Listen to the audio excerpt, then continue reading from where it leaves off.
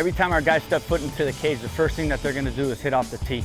Matt's just gonna get in his stance, and everything, his shoulders, his hips, his eyes are completely facing that pitcher. The second thing is the tee positioning. As you can see, that tee's just off his front foot.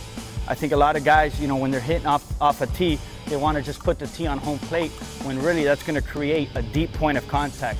We're trying to get our barrel in the zone as long as possible, so that if we are a little bit ahead or if we are a little bit beat, we're still going to work that ball up the middle and have that true good balanced swing all throughout our swing.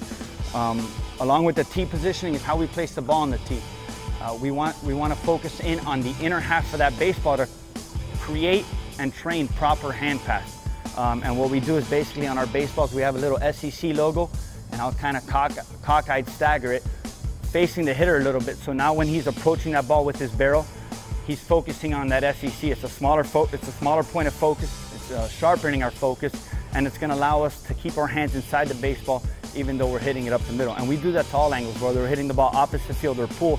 We still want to stay inside the ball, even when we're pulling it properly instead of coming around it. The third thing, and arguably the most important, is that timing phase, all right? I think a lot of times as youngsters, you'll see kids jump in off the tee and automatically step swing, step swing, step swing.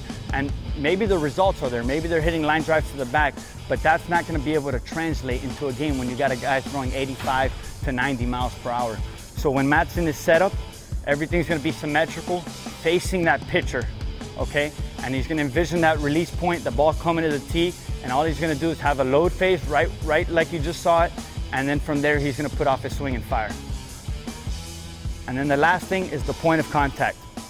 All right, a lot of times hitters have the tendency of being top heavy when they're hitting off the tee. Their arms will take over their swing, which they think they're generating power, but it's actually slowing them up throughout when the ball's in the hitting zone. So we try to incorporate and force our guys to use their lower half, even when hitting off the tee. I want them to have a violent lower half and be really aggressive on that lower half. And that's our foundation as we're putting off our swing. And then the hands will follow suit, staying inside the baseball. That's why the ball's positioned that way.